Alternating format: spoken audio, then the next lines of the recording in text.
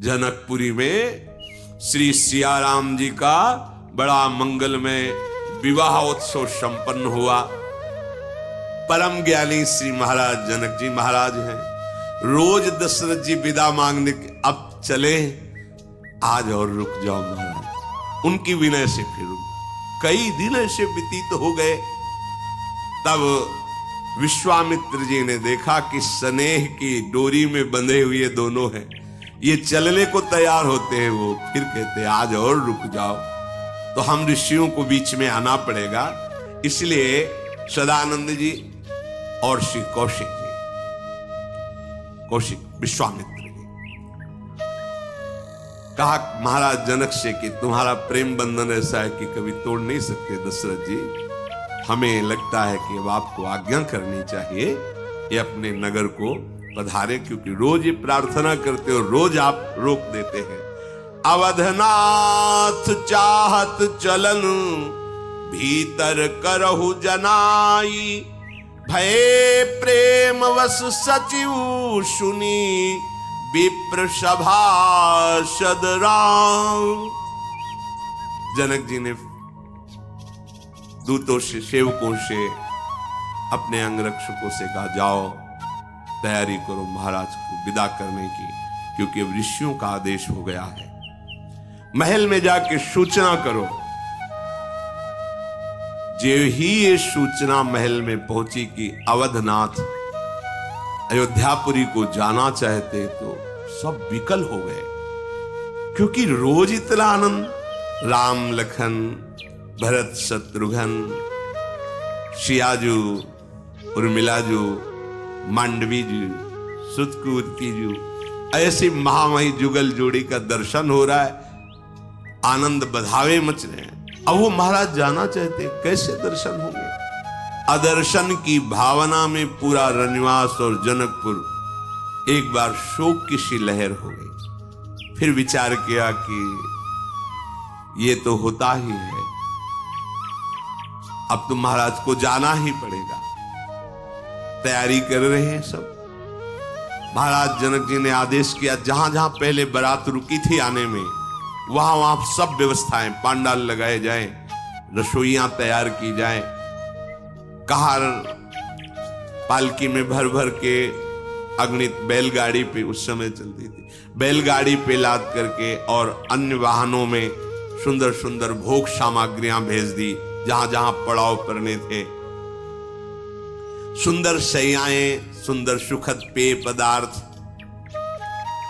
महाराज जनक जी ने तो पहले भी बहुत दिया था।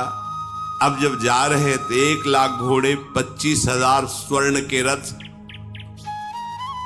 10,000 महामत वाले हाथी, जिनकी चिघाड़ से दिशाएं गर्जनायुक्त हो जाएं, और खूब गाड़ियों में भर भर करके रत्न, सोना, जवाहरात, गाय, बहुत सी वस्तुएं दहेज में दी। अपरिमित कहा नहीं जाता। लोकपाल देख करके जो दहेज में संपदा दी गई, आश्चर्यचकित हो रहे हैं। कोई आश्चर्य की बात नहीं। जहां समस्त सिद्धियों की स्वामिनी सियाजू विराजमान है, समस्त शक्तियों की स्वामिनी विराजमान, वहां वैभव क्या। बारात चलेगी ये सुनकर अयोध्यावासी हृदय में बहुत ही विकल हो रहे, जैसे पानी घट रहा है, ये देखकर मछलियां विकल हो जाती है। माताएं सीता जी को बार बार गोद में बैठाल कर दुलार करती है, आशीष देती है। हो ये हु संतत पियहि पियारी, चिरजीवो अहि ब्यात आशीष हमारी। तुम्हारा सुहाग अमर रहे, तुम चिरंजीवी हो दूल्हा दुल्हे। बेटी सदैव अपने पति के अनुकूल चलना, पति के मनोभाव को देख करके चलना। पति रुख लख आयशु अनुसर हो। हमारे इस समय प्रीतम की क्या रुचि है, ऐसे चलना। सदैव कोमल वाणी बोलना, सदैव महाराज दशरथ, कौशल्या जी, सुमित्रा जी, कैकेयी जी, इनकी समान भाव से सेवा करना। आदर के साथ अपनी पुत्रियों को पातिव्रत धर्म का उपदेश कर रही है। आदेश हुआ विश्वामित्र जी का कि चारों भाई महल में जाओ और वहां से अनुमति लेकर अयोध्या नगर की तरफ प्रस्थान किया जाए। जब ये सूचना पहुंची कि सावधान, अयोध्या नरेश महाराज दशरथ के पुत्र सर्व विजयी शिव धनुष भंग करने वाले, सिया जी का वरण करने वाले भगवान श्री राम महल में पधार रहे हैं, नगरवासी दौड़ पड़े, फिर भगवान के दर्शन का सुख ले रहे। ये श्याम गौर जोड़ी, श्याम राम जी, गौर लखन जी, श्याम भरत जी, शत्रुघ्न गोरे, ये चारों जैसे गज शावक ऐसे मस्ती से पधार रहे हैं महल में। माताओं ने जब भर नेत्र इनको देखा तो आज सुख नहीं हो रहा, दुख हो रहा है। अब नहीं देख पाएंगे, अब ये तो विदा कराने के लिए आए हैं। प्रतिपल इनको देखना बड़ी व्याकुलता। भगवान का सौंदर्य ऐसा है। बार बार श्री राम शोभा का नेत्रों से पान करके आंख मूंद लेती है। यह अब हमारे नेत्र गोचर नहीं होंगे, अभी चले जाएंगे, ऐसी व्याकुलता है। रूप के समुद्र जब चारों भाई रनिवास में पहुंचे, माताओं ने प्रभु की छवि को देख करके अपने नेत्रों में बसा लिया। बार बार उनके चरणों को पकड़ती हैं, दुलार करती हैं, अद्भुत प्रीति है। प्रभु श्री राम, लखन, भरत, शत्रुघ्न चारों को स्नान कराया, सुंदर पोशाक धारण कराई, आभूषणों से श्रृंगार किया और सुंदर भोग पवाए। भगवान श्री राम हाथ जोड़कर माताओं से कहते हैं कि अवधनाथ अयोध्यापुरी को चलना चाहते हैं, हमें भेजा है आपसे आज्ञा मांगने के लिए। आप अपना बालक जानकर सदैव स्नेह करती रहिएगा। ऐसे वचन सुनने पर सबके हृदय में उदासी छा रही है, प्रेम विवशता है, माताएं बोल नहीं पा रही हैं। चारों कुमारियों को, जो सियाजू, उर्मिलाजू, मांडवी जी और श्रुत कीर्ति जी, उनको बुलाया और समर्पित करते हुए कहा, मैं हाथ जोड़कर आपकी बलिहारी जाती हूं। आप तो सबके हृदय के, अभी ये बालक हैं, बच्चे हैं, अगर इनका कोई भी अपराध बन जाए मैं पहले से क्षमा मांगती हूं। कितना हम बस इतना कहते हैं कि हमारे प्राण हैं जो हम आपको समर्पित करते हैं। सियाजू की मां ने, आप अपनी सेविका मान करके अगर कोई त्रुटि हो जाए तो क्षमा करते हैं। तुम तो पूर्ण काम हो, सुजान हो, तुम्हें तो सिर्फ भाव ही प्यारा है। हे भक्तों के गुणों को ग्रहण करने वाले, दोषों का नाश करने वाले, हे दया के धाम, सदैव आप कृपालु रहना। कोई गलती हो जाए तो क्षमा कर देना। तुम परिपूर्ण काम जान, शिरोमणि भाव प्रिय, जन गुण ग्राहक राम, दोष दलन करुणायतन, अस कही रही चरण गहिरानी, प्रेम पंक जनु गिरा सिरानी। ऐसा कहके चरणों में लिपट गया। अब वाणी बोल नहीं सकती। जैसे प्रेम पंख में कोई फंस गया हो, दलदल में फंस जाए तो निकलना असंभव, ऐसे प्रेम पंख में फंस ले हृदय। भगवान के प्रेम पंख में हृदय फंस गया। प्रभु हाथ जोड़कर बहुत सम्मान करते हुए माताओं को, जो सियाजू की माता है, संतुष्ट कर रहे हैं। और आप आज्ञा कीजिए। बार बार प्रणाम करते हैं, बार बार आशीष देती है। जे भी लिवा के चले, 4 कदम चलने पर फिर सियाजू मुड़ती तो दौड़कर माता गले से लग जाती, फिर दौड़कर लग जाती। कई बार ऐसा हो रहा है। अपार प्रीति है। सखियों ने माताओं को पकड़ लिया, जाने दीजिए। उस समय जो दशा हो रही है माताओं की, मानो सबके अंदर प्रेम विवस्था छा गई है।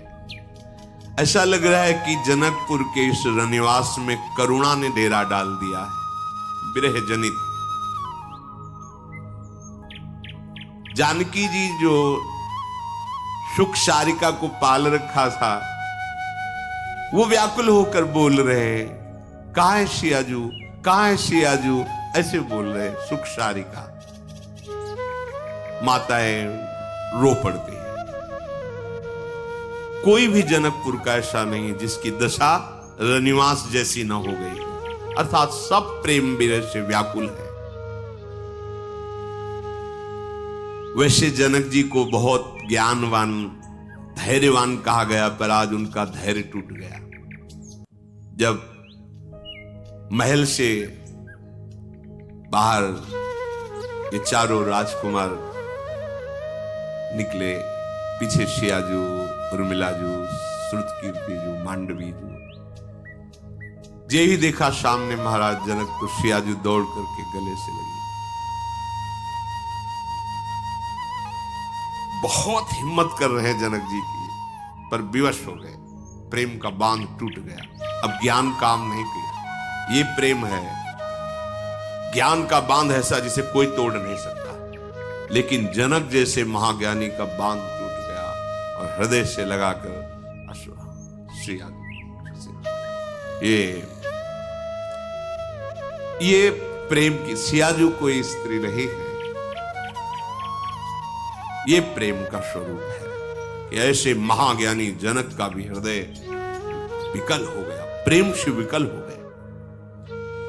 ऋषि परिकर आकर जनक जी को सावधान करता, अगर आप ऐसे विकल होंगे तो फिर क्या होगा, सावधान होइए और आप आनंद पूर्वक आशीर्वाद देते हुए इनको विदा कीजिए। राजकुमारियों को दिव्य रत्नों से जटित पालकियों पर सजाया गया। आसपास अयोध्या के महावीर सैनिक चल रहे हैं पैदल दौड़ते हुए। फिर जनक जी पालकियों के नजदीक गए और कहा, तुम्हारा धर्म है पति के सदैव अनुकूल रहना। कभी ऐसी हमें बात न सुनाई दे जो नहीं सुनना चाहिए कि आपने आज्ञा उल्लंघन किया। सदैव अनुकूल रहना। माता पिता कैसी शिक्षा दे रहे, सदैव अपने पति के अनुकूल रहना। विश्वास पात्र जो सियाजू के बाल्यावस्था से सेवा में दास दासियां थी, वो सब साथ विदा किए।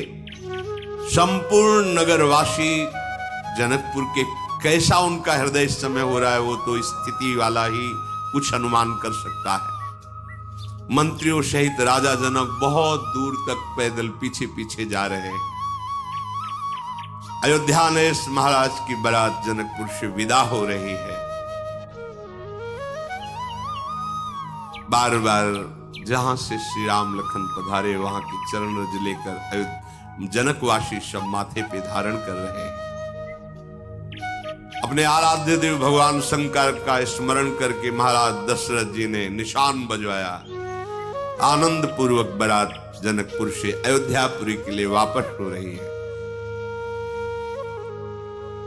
जब देखा जनक जी मंत्रियों सहित पैदल ही बहुत दूर तक चले आए, तब दशरथ जी पुनः पीछे मुड़े और हाथ जोड़कर आदर के साथ, आप अब कृपा करके वापस महल पधारिए, अब आप जाइए। इतनी दूर आप आ गए हैं और जितने जनकपुर के नेग लेने वाले थे सबको महाराज दशरथ जी ने निहाल कर दिया। हाथी घोड़े रत्न बहुत सी वस्तुएं। भगवान श्री राम को हृदय में रख करके जनक जी लौटने की चेष्टा करते, फिर मुड़ जाते।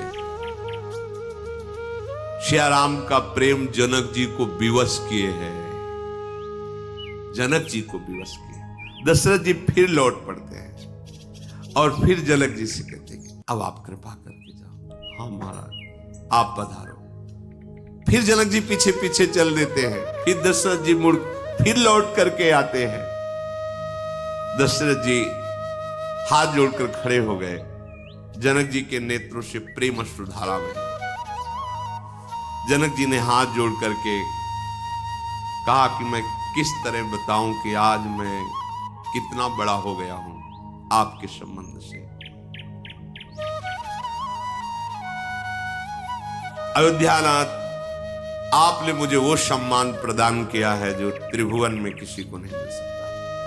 अर्थात हमारे बेटी के वर अखिल कोटि ब्रह्मांड नायक परात्पर ईश प्रभु श्री राम हुए और आप उनके पिता का सौभाग्य, आप हमारे समधी हुए। ऐसा सौभाग्य त्रिभुवन में किसी को प्राप्त नहीं होता। मैं शब्द ही नहीं है जिससे आपकी विनती कर सकूं, जनक जी ने कहा।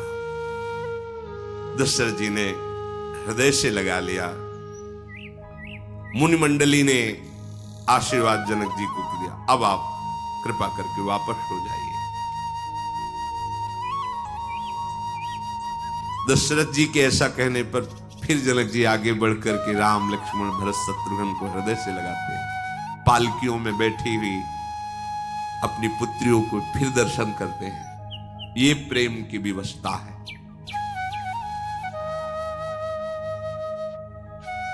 हाथ जोड़ करके फिर मानो प्रेम ही झर रहा हो। राम जी का हाथ अपने हाथ में लेके कहते हैं, मैं कैसे आपकी प्रशंसा करूं। राम करो कि भांति प्रशंसा, मुनि महेश मन मानस हंसा। हे राम, मैं जानता हूं आप कौन। मुनियों के मन में बसने वाले और महादेव जी के मन रूपी मान सरोवर के हंस हैं। मैं क्या आपकी प्रशंसा करूं। करही जोग जोगी जेहि लागी, कोहु मोहु ममता मद त्यागी। व्यापक ब्रह्म अलख अविनाशी, चिदानंद निर्गुण गुण राशि। बड़े बड़े योगी लोग जिनके लिए काम क्रोध मोह ममता मद का त्याग करके योग साधना करते हैं, मैं जानता हूं हे राम, आप वही सर्वव्यापक ब्रह्म अव्यक्त अविनाशी चिदानंद निर्गुण गुणों की राशि हो। मन समेत जिहि जान न बानी, तरकी न सकहीं सकल अनुमानी। महिमा निगमु नेति कही काहि, ज्योति हूँ काल एक रस रही।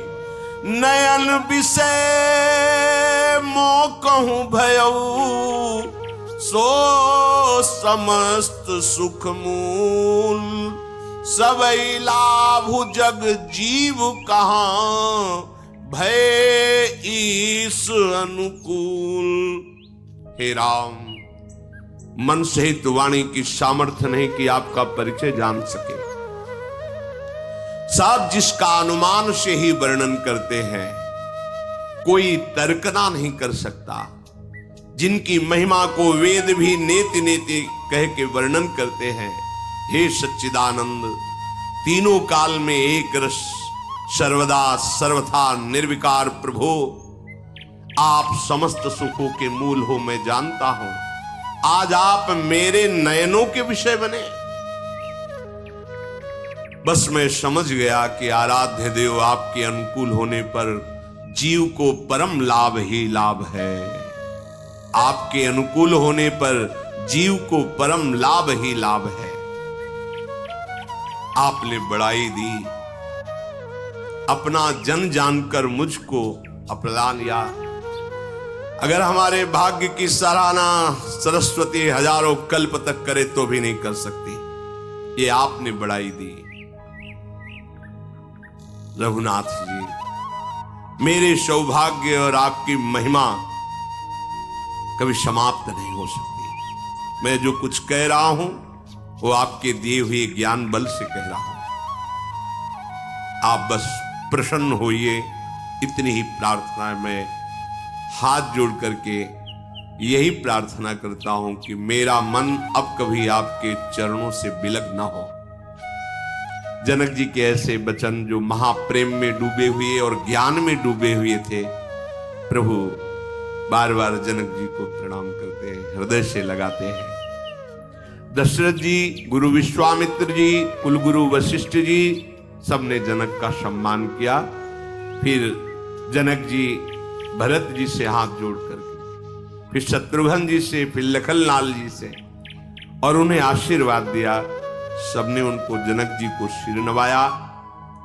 फिर जानकी जी के पास पहुंचे, भरनेत्र देखा, फिर पास में विश्वामित्र जी के आके चरणों को फिर पकड़ लिया। चरण रज लेकर विश्वामित्र के नेत्रों मस्तक पर लगाई और कहा, मुनीश्वर, ये जो मुझे लाभ मिला है आपकी कृपा से मिला है। यदि आप राम लखन को लेकर स्वयंवर में ना आते तो मुझे सौभाग्य न मिलता। अब मुझे परम विश्वास है कि जिस पर आप जैसे संत, भगवत भक्त, ऋषि मुनि कृपालु हो, उसे कोई त्रिभुवन में पद दुर्लभ नहीं है। मेरा मनोरथ सफल हुआ। स्वामी, जो आप जैसे गुरुजनों का आश्रय ले लेता है, सिद्धियां उसके चरणों में लौटती हैं। कोई भी सुख ऐसा नहीं जो उसका अनुगामी न बने, पीछे पीछे सुख डोलता है। अशी विश्वामित्र जी से विनय की। अब डंका बजाकर बारात अवधपुरी की तरफ चली। जहां जहां पड़ाव पड़े हुए थे, पहले ही जनक जी ने सब व्यवस्थाएं कर दी थी।